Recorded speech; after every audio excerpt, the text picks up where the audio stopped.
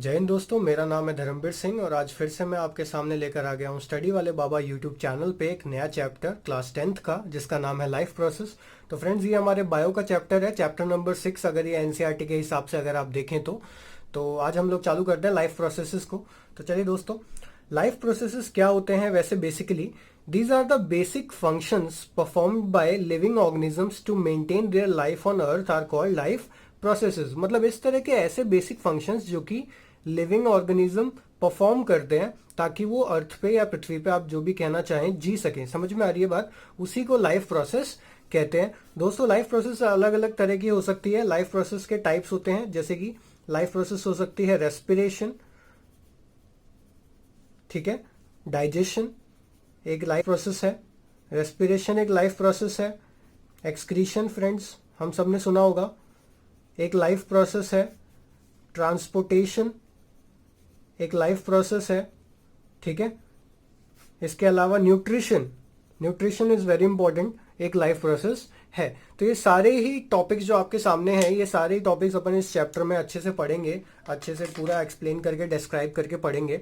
और ये सारे ही एक एक अलग अलग तरह के लाइफ प्रोसेसेस हैं, respiration, digestion, excretion, transportation and nutrition. ठीक है दोस्तों, अब इसको चालू करने से पहले मैं एक नोट में एक बात आपको लिखवा देता हूं कि अगर हम लोग डाइजेशन करते हैं या फिर हमें अगर बॉडी में, ह्यूमन बॉडी में, या फिर आप कह सकते हैं किसी भी लिविंग ऑर्गेनिज्म की बॉडी के अंदर जो एनर्जी बनती है, ठीक है, हमने पढ़ा था फर्स्ट चैप्टर के अंदर फ्रेंड्स, केमिकल रिएक्शंस वाले पार्ट में, कि हमें एनर्जी मिलती है रेस्पिरेशन प्रोसेस से, ठीक है, जो कि एक्सोथर्मिक रिएक्शन था। तो उसके अंदर हम लोगों ने पढ़ा था कि उसके अंदर एनर्जी निकल रही थी, ठीक है। वो एनर्जी हम लोग बायो वाले पार्ट में पढ़ेंगे। एनर्जी जो निकलती है comes in the form of ATP. Energy जो बनती है वो किस फॉर्म में बनती है? एटीपी। दोस्तों, एटीपी क्या होता है? एटीपी होता है एडिनोसिन ट्राई फॉस्फेट, ठीक है, एडिनोसिन ट्राई फॉस्फेट, जो कि एनर्जी करेंसी है। बेसिकली क्या है ये? एक तरह की ये एनर्जी करेंसी है। आप याद रखिएगा, एनर्जी हमेशा इसी फॉर्म में हमारी बॉडी के अंदर बनती है। याद रखिएगा ऑलवेज, एटीपी, एटीपी की फॉर्म में एनर्जी हमारी बॉडी में हमेशा बनती है। तो दोस्तों, मैं आपको बताना चाहता हूं, अगर एक एटीपी मॉलिक्यूल रिलीज होता है हमारी बॉडी से, या एक एटीपी मॉलिक्यूल अगर बनता है, तो एक एटीपी से 30.5 किलो जूल पर मोल एनर्जी निकलती है। कितनी? 30.5 किलो जूल पर मोल। समझ में आ रही है बात? और अगर हम बात करें एक सिंपल शुगर से या एक सिंपल ग्लूकोज मॉलिक्यूल की अगर हम बात करें, अगर एक ग्लूकोज मॉलिक्यूल भी रिलीज होता है तो उससे टोटल 38 एटीपी निकलते हैं। कितने निकलते हैं? 38 एटीपी। और यही 38 एटीपी को अगर आप फिर 30.5 किलो जूल पर मोल से मल्टीप्लाई कर देंगे, 30.5 किलो जूल पर मोल से अगर आप मल्टीप्लाई कर देंगे इसे, तो आपको टोटल एनर्जी जो भी एक ग्लूकोज से मिलती है ये हमें मिल जाएगी। तो फ्रेंड्स, ये मैंने बस आपको नोट्स में एक्स्ट्रा लिखवाया है ताकि आपके काम आ जाए आगे चल के। ये आपको एनसीईआरटी के अंदर भी वो येलो कलर के बॉक्सेस के अंदर मिल जाएगा। तो चलिए दोस्तों, आगे बढ़ते हैं हम लोग न्यूट्रिशन पे। सबसे पहले हम लोग लाइफ प्रोसेस जो पढ़ेंगे वो पढ़ेंगे हम लोग न्यूट्रिशन। तो चलिए दोस्तों, स्टार्ट करते हैं। न्यूट्रिशन होता क्या है, किसे कहते हैं न्यूट्रिशन? तो फ्रेंड्स, अगर मैं आपको बताऊं न्यूट्रिशन क्या होता है, न्यूट्रिशन एक प्रोसेस है। It is a process of intake nutrients. Nutrition एक प्रोसेस है जिससे हम लोग न्यूट्रिएंट्स को इनटेक करते हैं, मतलब अंदर लेते हैं या खाते हैं। और कह सकते हैं न्यूट्रिएंट्स कितने टाइप के हैं। न्यूट्रिएंट्स आपके सामने ये रहे। न्यूट्रिएंट्स हैं दोस्तों कार्बोहाइड्रेट्स, हम जानते हैं, ठीक है, कार्बोहाइड्रेट्स, प्रोटीन्स, फैट्स, विटामिन्स और मिनरल्स, ठीक है। कार्बोहाइड्रेट, प्रोटीन्स, फैट्स, विटामिन्स और मिनरल्स, इनको सारे न्यूट्रिशन एलिमेंट्स कहते हैं। और इनका ही इंटेक करना या फिर इनको ही बॉडी के अंदर खाना, इनका न्यूट्रिशन कहलाता है। इसी को एक लाइफ प्रोसेस कहते हैं। और ये सारे ऑर्गेनिज्म, अलग अलग तरह के ऑर्गेनिज्म हैं जो कि इन सारे फूड्स को अलग अलग तरीकों से लेते हैं, जिसके बारे में हम लोग आगे न्यूट्रिशनल फैक्ट्स में आगे पढ़ेंगे। तो न्यूट्रिशन बेसिकली क्या है? ये सारे न्यूट्रिएंट्स क्या है जो कि हमें एनर्जी प्रोवाइड करते हैं। क्या प्रोवाइड करते हैं? हमें एनर्जी प्रोवाइड करते हैं, ठीक है। तो आप लोग याद रखिएगा कि न्यूट्रिशनल एलिमेंट्स, कार्बोहाइड्रेट्स, प्रोटीन्स और विटामिन्स और मिनरल्स और फैट्स जो है ये हमें एनर्जी प्रोवाइड करते हैं। अब फ्रेंड्स, आगे बढ़ते हैं हम लोग कि न्यूट्रिशन में जो ये फूड के टाइप्स हैं, न्यूट्रिएंट्स के जो टाइप्स हैं, कितने टाइप्स के होते हैं और क्या क्या होते हैं फूड, या फिर अगर आप बात करें न्यूट्रिएंट्स, दोस्तों न्यूट्रिएंट्स दो तरह के होते हैं। एक होते हैं मैक्रो न्यूट्रिएंट्स, ठीक है, एक होते हैं माइक्रो न्यूट्रिएंट्स। एक होते हैं मैक्रो न्यूट्रिएंट्स और एक होते हैं माइक्रो न्यूट्रिएंट्स। जैसा कि इसका नाम है दोस्तों, मैक्रो न्यूट्रिएंट्स, मैक्रो मतलब मोर, न्यूट्रिएंट्स मतलब न्यूट्रिएंट्स, माइक्रो मतलब लेस। मतलब मैक्रो न्यूट्रिएंट्स का मतलब अगर मैं बताऊं आपको, ऐसे न्यूट्रिएंट्स जो कि हमारी बॉडी में ज्यादा अमाउंट में चाहिए होते हैं, which requires in more amount, which requires in more amount. ऐसे न्यूट्रिएंट्स जो कि हमारी बॉडी में ज्यादा अमाउंट में चाहिए होते हैं उसको मैक्रो न्यूट्रिएंट्स कहते हैं। और जो इसका जस्ट उल्टा, जो लेस अमाउंट में रिक्वायरमेंट होती है, जिनकी लेस अमाउंट रिक्वायरमेंट, उन्हें कहते हैं हम लोग माइक्रो न्यूट्रिएंट्स। ठीक है, मैक्रो न्यूट्रिएंट जिसकी हमें ज्यादा अमाउंट में रिक्वायरमेंट होती है, माइक्रो न्यूट्रिएंट जिसकी हमें लेस अमाउंट में रिक्वायरमेंट होती है। तो जरा देख लीजिए वो है कौन कौन से। जिसकी हमें ज्यादा अमाउंट में रिक्वायरमेंट होती है वो होते हैं सबसे ज्यादा कार्बोहाइड्रेट्स, साथ में फैट्स और साथ में प्रोटीन्स। कार्बोहाइड्रेट्स, फैट्स और प्रोटीन्स के फ्रेंड्स हमें हमारी बॉडी में बहुत ज़्यादा ज़रूरत पड़ती है, हद से ज़्यादा। इस वजह से इन्हें मैक्रोन्यूट्रिएंट्स कहा जाता है। और मैं आपको बता दूं कि कार्बोहाइड्रेट्स और फैट्स जो होते हैं ये हमारी बॉडी में एनर्जी के सोर्सेज होते हैं। क्या होते हैं ये? एनर्जी के सोर्सेज होते हैं। तो अगर आप सोच रहे होंगे कि सर फिर प्रोटीन का क्या काम है, तो प्रोटीन के बारे में आपको बताता हूँ। Protein is the only building material of our body, only building material of our body. मतलब हमारी बॉडी में जो भी बॉडी बिल्डअप वगैरह वाला सीन होता है, जो भी बॉडी बिल्डअप हमें करना होता है, वो सब कुछ प्रोटीन से होता है। और इसके अलावा जो भी एनर्जी हमें चाहिए वो कार्बोहाइड्रेट्स और फैट से हमें मिलती है। अब माइक्रोन्यूट्रिएंट्स क्या होते हैं? माइक्रोन्यूट्रिएंट्स वो जो कि कम अमाउंट में चाहिए होते हैं हमारी बॉडी में, जो थोड़े से अमाउंट में भी मिले तो चलेगा। जैसे कि हम जानते हैं, अब जो दोनों रह गए उनका नाम यहाँ पे लिख देंगे। एक है वाइटामिन और एक है मिनरल्स। ठीक है, विटामिन और मिनरल्स हमारी बॉडी में अगर कम अमाउंट में भी मिले तो भी चल जाएगा, इससे हमारा काम आसानी से चल जाता है। ठीक है, तो ये हो गए फूड्स और न्यूट्रिएंट्स और उसके टाइप्स। अब दोस्तों अगर हम लोग बात करें, इसी में आगे बढ़ते हैं, तो हम लोग बात करते हैं अगर मोड ऑफ न्यूट्रिशन की। किसकी? Mode of nutrition. न्यूट्रिशन के क्या क्या मोड होते हैं, कौन कौन से अलग अलग तरीके होते हैं जिससे न्यूट्रिशन होता है। तो जरा देखिएगा, दो तरह के बेसिकली बड़े बड़े मोड ऑफ न्यूट्रिशन होते हैं। एक जिन्हें कहते हैं हम लोग ऑर्गेनिजम्स ऑटोट्रॉफ्स या ऑटोट्रॉफिक मोड ऑफ न्यूट्रिशन, और एक दूसरे होते हैं जिन्हें हम लोग कहते हैं heterotrophic mode of nutrition. Autotrophic and heterotrophic mode of nutrition. Autotrophic जैसा कि इसमें नाम है फ्रेंड्स, ऑटो का मतलब होता है सेल्फ, ठीक है, और ट्रॉफिक का मतलब आप लोग बायो के अंदर हमेशा पढ़ेंगे न्यूट्रिशन से। ठीक है, ट्रॉफिक मतलब न्यूट्रिशन। वैसे यहाँ पे हेट्रो का मतलब होता है, या तो आप कह सकते हैं अदर्स, या फिर आप कह सकते हैं डिपेंडेंट। इसका मतलब दूसरों पे डिपेंड होने वाले ऑर्गेनिजम्स। ठीक है, दूसरों पे डिपेंड होने वाले जिनका न्यूट्रिशन दूसरे ऑर्गेनिज्म पे डिपेंड करता है, उनको हेट्रोट्रॉफिक ऑर्गेनिजम्स कहते हैं।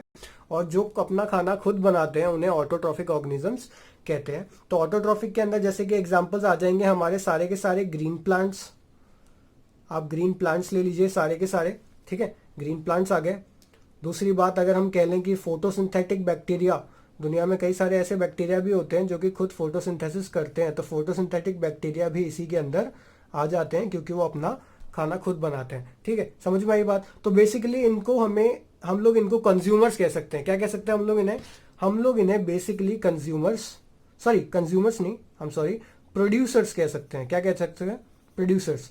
प्रोड्यूसर्स का मतलब प्रोड्यूस करने वाले, यही प्रोड्यूस करते हैं तो फिर हेट्रोट्रॉफिक अपना खाना खाते हैं। ठीक है, बात समझ में आई? हेट्रोट्रॉफिक का एग्जांपल जैसे कि हो जाएगा, आप कह सकते हैं ऑल एनिमल्स, लगभग सारे एनिमल्स ऐसे ही हैं। ज्यादातर बैक्टीरिया, फंगस की अगर मैं बात करूं, फंगस भी इसके अंदर ही आते हैं, फंजाई। ठीक है, तो हम लोग कुल मिला के कह सकते हैं कि ये अगर ये सारे प्रोड्यूसर्स हुए तो ये सारे कंज्यूमर्स कहलाते हैं। ये सारे क्या कहलाते हैं? कंज्यूमर्स कहलाते हैं। मतलब ये प्रोड्यूस करने वाले, ये कंज्यूम करने वाले, उनको खाने वाले, ये पैदा करने वाले, ये उनको खाने वाले। ठीक है, अब दोस्तों हम आगे बढ़ते हैं इसके अंदर। इसी चैप्टर के अंदर हम आगे जब टॉपिक में पढ़ते हैं तो हम लोग इसके अंदर पढ़ते हैं हेट्रोट्रॉफिक के अंदर फ्रेंड्स मैं आपको बताऊं, हेट्रोट्रॉफिक और अलग 3 पार्ट्स में डिवाइडेड है। याद रखिएगा, heterotrophic mode of nutrition 3 parts में डिवाइडेड है। एक जिसे हम लोग कहते हैं सैप्रोट्रॉफिक, ठीक है, एक जिसे हम लोग कहते हैं होलोजोइक, और एक जिसे हम लोग कहते हैं पैरासिटिक, ठीक है। सैप्रोट्रॉफिक, होलोजोइक एंड पैरासिटिक, ठीक है। सैप्रोट्रॉफिक का मतलब क्या होता है? सैप्रो मतलब होता है dead and decay, dead and decay. इसका मतलब ऐसे ऑर्गेनिज्म, और ट्रॉफिक मतलब न्यूट्रिशन, हम जानते हैं, अभी पढ़ा हमने। इसका मतलब ऐसे ऑर्गेनिज्म जो कि डेड और डीके ऑर्गेनिज्म को खाते हैं, उसी को कहते हैं सैप्रोट्रॉफिक न्यूट्रिशन, ठीक है, जो डेड और डीके को खाते हैं। अब आप लोग जानते हैं डेड और डीके को खाने वाले कौन से ऑर्गेनिजम्स होते हैं, जैसे कि आप कह सकते हैं वल्चर्स, वल्चर्स जो होते हैं गिद्ध वगैरह, वो डेड और डीके ऑर्गेनिजम्स को खाते हैं। आप कह सकते हैं बैक्टीरिया, ठीक है, आप कह सकते हैं फंजाई। ये सारे के सारे ऐसे ऑर्गेनिज्म हैं जो कि डेड और डीके ऑर्गेनिजम्स को खाते हैं। उसके बाद दोस्तों हम लोग पहले पैरासाइट्स पढ़ते हैं होलोजोइक से पहले। पैरासाइट 2 तरह के होते हैं, मैं आपको बता दूं। एक होते हैं एंडोपैरासाइट्स, एंडोपैरासाइट्स, और एक होते हैं एक्टोपैरासाइट्स, ठीक है। एंडोपैरासाइट्स और एक्टोपैरासाइट्स। एंडो मतलब ऐसे पैरासाइट्स जो कि बॉडी के अंदर रहते हैं, इनसाइड बॉडी, बॉडी इनसाइड लिख देता हूं मैं यहाँ पे, बॉडी के अंदर रहते हैं, ठीक है, लिविंग इनसाइड द बॉडी, ठीक है, इनसाइड लिव। एक्टोपैरासाइट्स का मतलब ऐसे जो कि आउटसाइड रहते हैं, बॉडी के आउटसाइड, आउटसाइड लिविंग करते हैं। समझ में आ रही है बात? जैसे कि फॉर एग्जांपल मैं आपको बहुत बढ़िया एग्जांपल्स बताता हूँ। जैसे कि बॉडी के बाहर रहने वाले जो ऑर्गेनिजम्स हैं जो कि बाहर रहते हैं, फॉर एग्जांपल लाइस, जुएं, हमारे बालों में जो लाइस ऑन ह्यूमंस, ठीक है, हमारे बालों में जो जुएं होते हैं वो हमारी बॉडी के अंदर नहीं होते, वो हमारे बॉडी के बाहर होते हैं, लेकिन वो हमारी ही बॉडी पे होते हैं, हमारा ही खून चूसते हैं और हमें नुकसान पहुंचाते हैं। हालांकि हमें उससे कोई फायदा नहीं होता, लेकिन वो हम पे एक तरह के एक्टोपैरासाइट्स के एग्जांपल्स है वो, ठीक है। सॉरी, मैंने यहाँ पे एग्जांपल्स इनको उल्टा लिख दिया। ये एक्चुअली एक्टोपैरासाइट्स के एग्जांपल है। किसका एग्जांपल? ये एक्टोपैरासाइट्स का एग्जांपल है, ठीक है। अगर मैं एंडोपैरासाइट की बात बताऊं आपको, जो बॉडी के अंदर रहता है, तो बॉडी के अंदर आप कह सकते हैं round worms, round worms body के अंदर रहते हैं, ठीक है। अगर मैं कहूँ आपको एस्कैरिस, एस्कैरिस वगैरह सब बॉडी के अंदर रहते हैं। कई सारे अलग अलग तरह के बैक्टीरियाज हैं, कई सारे अलग अलग तरह के बैक्टीरियाज हैं जो कि बॉडी के अंदर रहते हैं, तो बॉडी के अंदर रह के हमें नुकसान पहुंचाते हैं। लेकिन अगर एक्टोपैरासाइट्स की बात करूं मैं, बॉडी के बाहर रहने वाली, तो लाइस की बात कर ली हमने। एक प्लांट्स में बात कर लेता हूं एक्टोपैरासाइट की। आप लोगों ने सुना होगा कभी अमरबेल का, अमरबेल जिसका साइंटिफिक नेम होता है कस्कूटा, येलो कलर का दिखने वाला एक ऐसा ऑर्गेनिज्म होता है जिसको कभी अगर प्लांट कोई खराब करना हो हमें, जिसको हम काट नहीं सकते, तो अमरबेल सिंपली कस्कूटा को लेके उस पर डाल दो, वो अपने आप पे सारा का सारा प्लांट का न्यूट्रिशनस एलिमेंट चूस लेगा, और उसके बाद वो धीरे धीरे करके उस प्लांट को जमीन से बर्बाद कर देगा। तो उसके बाद उसकी जगह हम दूसरा कोई भी प्लांट जब चाहें लगा सकते हैं। तो अमरबेल आप चाहें तो कस्कूटा गूगल करके भी देख सकते हैं, ये बहुत ही अच्छा प्लांट होता है, ये आपने मोस्टली देखा भी होगा, ठीक है। तो एंडोपैरासाइट्स एंड एक्टोपैरासाइट्स, उम्मीद करता हूं आपको समझ में आ गया होगा। ये अलग अलग पैरासाइट्स के एग्जांपल हैं। और पैरासाइट्स वो ऑर्गेनिज्म होते हैं जो कि दूसरी बॉडी से, दूसरे की बॉडी पे डिपेंडेंट होते हैं, बॉडी डिपेंडेंट, दूसरों की बॉडी पे डिपेंडेंट होते हैं। बात समझ में आ गई? एक्टोपैरासाइट्स और एंडोपैरासाइट्स याद रखने वाली चीजें हैं। अब दोस्तों आते हैं हम लोग होलोजोइक न्यूट्रिशन पे। हमने पढ़ लिया था ह्यूमन बींग्स हेटरोट्रॉफिक में आते हैं, पर ना तो वो हमें सेप्रोट्रॉफिक में दिखे, ना तो वो हमें पैरासाइट्स में दिखे। तो ह्यूमन बींग्स बेसिकली कहाँ आते हैं? ह्यूमन बींग्स आते हैं होलोजोइक न्यूट्रिशन में। ह्यूमन बींग्स, हम सारे, या फिर आप कह सकते हैं मैमल्स, सारे के सारे होलोजोइक न्यूट्रिशन में आते हैं, क्योंकि होलो का मतलब होता है होल, होल का मतलब पूरी बॉडी, इसका मतलब पूरी बॉडी का इस्तेमाल होना खाने की प्रक्रिया में, इसको होलोजोइक न्यूट्रिशन कहते हैं, जिसके अंदर अलग अलग तरह के प्रोसेसेस टेक्स प्लेस करते हैं। जैसे कि सबसे पहला इंजेशन, इंजेशन मतलब खाने को अंदर लेना। उसके बाद उस खाने का होता है डाइजेशन, मतलब उस खाने का छोटे छोटे पार्टिकल्स में टूटना। और उसके बाद उस खाने का होता है एब्जॉर्प्शन, छोटे छोटे पार्टिकल्स में टूटने के बाद धीरे धीरे करके उसको ब्लड के द्वारा एब्जॉर्ब कर लेना। उसके बाद फिर होता है उसका एसिमिलेशन। एसिमिलेशन का मतलब ये होता है कि जब उसके पार्टिकल्स का एब्जॉर्ब होने के बाद सारे के सारे सेल्स के पास चला जाना और उसका हमें एनर्जी प्रोवाइड करना, ठीक है, पार्टिकल्स का टूट के एनर्जी प्रोवाइड करना। और एसिमिलेशन के बाद एट लास्ट एंड में होता है एक्सक्रीशन। एक्सक्रीशन को हम लोग एक और टर्म से डिफाइन कर सकते हैं, इजेशन। इजेशन का मतलब खाना आया, टूटा, एब्जॉर्ब हुआ, हमें एनर्जी मिली और उसके बाद अल्टीमेटली जो हमारे काम का नहीं है उसको बॉडी से बाहर रिजेक्ट आउट कर दिया गया। तो ये सारे प्रोसेसेस जो होते हैं ये होलोजोइक न्यूट्रिशन के अंदर आते हैं। तो ये सारा हम लोग होलोजोइक न्यूट्रिशन के अंदर पढ़ेंगे। इसी टाइप के न्यूट्रिशन को होलोजोइक न्यूट्रिशन कहते हैं। तो उम्मीद करता हूँ आपको ये न्यूट्रिशन फैक्टर समझ में आ गए होंगे। अलग अलग तरह के ऑर्गेनिज्म के न्यूट्रिशन फैक्टर्स इस तरीके से ही हैं, आपके सामने हैं जो भी है, ठीक है। अब हम लोग बात करते हैं दोस्तों फोटोसिंथेसिस की। किसकी बात करते हैं हम लोग? फोटोसिंथेसिस की, जो कि आज की क्लास का हमारा आखिरी टॉपिक है। फोटोसिंथेसिस क्या होता है दोस्तों? फोटोसिंथेसिस जैसा कि इसका नाम दो अलग अलग वर्ड से मिलकर बना है, अगर मैं आपको बताऊं, फोटोसिंथेसिस एक वर्ड से मिलकर बना है जिसको कहते हैं फोटो, और एक है सिंथेसिस, ठीक है, photo and synthesis. Photo word always comes for sunlight, हमेशा सनलाइट, सूरज की रोशनी के लिए फोटो वर्ड आता है। सिंथेसिस वर्ड आता है हमेशा जेनेसिस के लिए, बनाने के लिए, ठीक है, जेनेसिस या फिर आप कह सकते हैं फॉर्मेशन, बनाने के लिए। सनलाइट के प्रेजेंस में एक चीज का बनना, इसको फोटोसिंथेसिस कहते हैं। तो बेसिकली कैसा प्रोसेस है फोटोसिंथेसिस? आप सबने पहले सुना होगा, अब इसका अच्छे से डेफिनेशन जरा समझ लीजिए। एक ऐसा process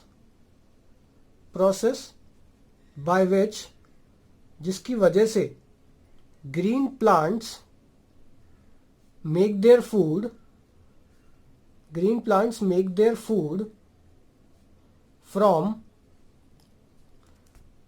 inorganic substance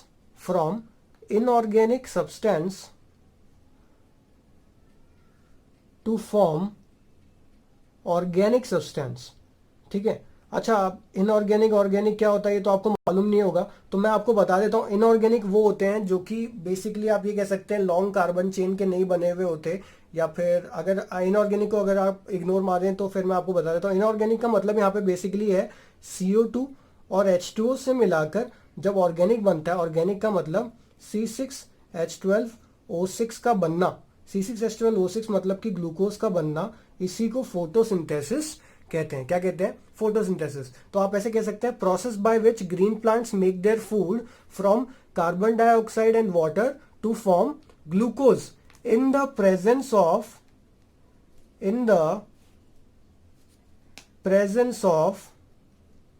sunlight and chlorophyll। याद रखने वाली बात है दोस्तों, सनलाइट एंड क्लोरोफिल। क्लोरोफिल बहुत ही ज्यादा इंपॉर्टेंट टॉपिक है। तो क्लोरोफिल क्या है, क्या क्यों है और किस काम आता है क्लोरोफिल, अभी हम पढ़ते हैं। क्लोरोफिल फ्रेंड्स क्या होता है, याद रखिएगा, एक तरह का ग्रीन पिगमेंट होता है, एक ग्रीन पिगमेंट होता है जिसको कहते हैं हम लोग क्लोरोफिल, ठीक है। ग्रीन पिगमेंट होता है जो कि क्लोरोफिल होता है, जो कि प्लांट्स की लीव्स में क्लोरोप्लास्ट के अंदर पाया जाता है, ठीक है। प्लांट्स की लीव्स में क्लोरोप्लास्ट के अंदर पाया जाता है। क्लोरोप्लास्ट एक तरह का सेल ऑर्गेनल है, क्लोरोप्लास्ट एक तरह का सेल ऑर्गेनल है जिसके अंदर फोटोसिंथेसिस होता है, ठीक है। तो प्लांट्स की लीव में जिसमें क्लोरोप्लास्ट होता है उसके अंदर ग्रीन पिगमेंट होता है क्लोरोफिल। और ये क्लोरोफिल बहुत ही इंपॉर्टेंट इसलिए है कि क्लोरोफिल ट्रैप करता है सनलाइट को, क्लोरोफिल ट्रैप करता है सनलाइट को, और यही हेल्प करता है ताकि फूड बनाने की प्रोसेस हो सके। फूड प्रोसेसिंग में यही हेल्प करता है। समझ में आई बात? तो इसका मतलब क्लोरोफिल एक इंपॉर्टेंट फैक्टर हो गया। क्लोरोफिल के बारे में हम एक एक्सपेरिमेंट भी करेंगे आने वाले टॉपिक्स के अंदर। तो अभी के लिए आप इतना ही समझिए कि अगर प्लांट्स को अपना खाना खुद बनाना है तो उन्हें ये इन कुछ चीज़ों की ज़रूरत पड़ेगी, और अगर इन चीज़ों की ज़रूरत पड़ने के बाद फिर हम लोग जब इसका वो लिखते हैं जिसको रिएक्शन कहते हैं, तो देखिए ज़रा ध्यान दीजिए, यहाँ पर है, ये है कार्बन डाइऑक्साइड और साथ में पानी मिला प्लांट्स को, ठीक है। कार्बन डाइऑक्साइड और पानी मिला प्लांट्स को, ये हमने रिएक्शन बनाई। रिएक्शन का जो एरोज बनाई ये हमने इस तरीके से बनाया। इसका मतलब ये रिवर्सिबल का निशान है। इसका मतलब ये रिएक्शन जो है ये रिएक्शन जो है रिवर्सिबल है, इसका मतलब ये रिएक्टेंट से प्रोडक्ट्स में भी कन्वर्ट हो सकता है और प्रोडक्ट से रिएक्टेंट में भी कन्वर्ट हो सकता है। तो हम देखते हैं CO2 और H2O, कार्बन डाइऑक्साइड और water in the presence of sunlight and in the presence of chlorophyll. ठीक है, सनलाइट और क्लोरोफिल के प्रेजेंस में ये बनाते हैं ग्लूकोज, जिसका फॉर्मूला है C6H12O6, और साथ में ये बनाते हैं ऑक्सीजन, ये है ग्लूकोज, और साथ में ये बनाते हैं ऑक्सीजन जो कि गैस फॉर्म में उड़ जाता है। ये कार्बन डाइऑक्साइड, ये वाटर हो गया। तो ये है हमारी जो सामने हमारे सामने आ जाता है, इसको कहते हैं फोटोसिंथेसिस की रिएक्शन। ये हमारे सामने फोटोसिंथेसिस की रिएक्शन। ठीक है, तो अभी तो ये अनबैलेंस्ड है, और अगर दोस्तों हम लोग इसकी बैलेंस्ड इक्वेशन की बात करें तो बैलेंस्ड इक्वेशन कुछ इस तरीके से होगी 6CO2 प्लस 6H2O। ठीक है, 6CO2 प्लस 6H2O जब सनलाइट और क्लोरोफिल के प्रेजेंस में आते हैं तो ग्रीन प्लांट्स उसको कन्वर्ट कर देती है C6H12O6 में और प्लस 6O2 में। समझ में आई बात? तो ये हो गया, यहाँ पे 6, यहाँ पे 6 और यहाँ पे भी 6, ऑक्सीजन के आगे 6 और यहाँ पे 6 लगाने की जरूरत नहीं है क्योंकि इस तरीके से ये बैलेंस्ड है। तो अब ये बन गई एक बैलेंस्ड केमिकल इक्वेशन जो कि हमारी फोटोसिंथेसिस के अंदर होती है। बात समझ में आ गई होगी। तो इस तरीके से फोटोसिंथेसिस ये रिएक्शन होती है। दोस्तों अगर मैं आपको फोटोसिंथेसिस रिएक्शन की पूरी प्रोसेस को समझाऊं एक बार, तो आप जरा ध्यान दीजिएगा। फोटोसिंथेसिस की रिएक्शन कुछ इस तरीके से होती है, यहाँ पे अच्छे से समझिएगा इसको। एक डायग्राम बना के मैं आपको समझा रहा हूँ फोटोसिंथेसिस क्या होता है। मान के चलिए ये किसी प्लांट की ब्रांच है, ठीक है, और ये यहाँ पे एक लीफ है। ठीक है, सनलाइट ये रही, यहां से सनलाइट आ रही है, समझ में आ रही है बात, और बाहर से ही CO2 एंड H2O बाहर से आ रहे हैं। ठीक है, बाहर से आ रहे हैं। एक्चुअली CO2 और H2O तो नीचे रूट्स की तरफ से आएगा, ये रहे रूट्स। आप ये कह सकते हैं कि पानी यहाँ से आ रहा है, H2 यहाँ से आ रहा है। तो CO2 और H2O यहाँ से आ रहा है। प्लांट्स की क्लोरोप्लास्ट के अंदर पहले से ही क्या है, क्लोरोफिल तो पहले से ही है इसके अंदर। तो CO2 और H2O के प्रेजेंस में, सनलाइट और क्लोरोफिल के प्रेजेंस में, ये सारी प्रोसेसेस जब साथ में मिलती है तो मिला के ये कंबाइंड बना देती है ग्लूकोज। क्या बना देती है? ग्लूकोज। और साथ में ग्लूकोज के साथ ऑक्सीजन।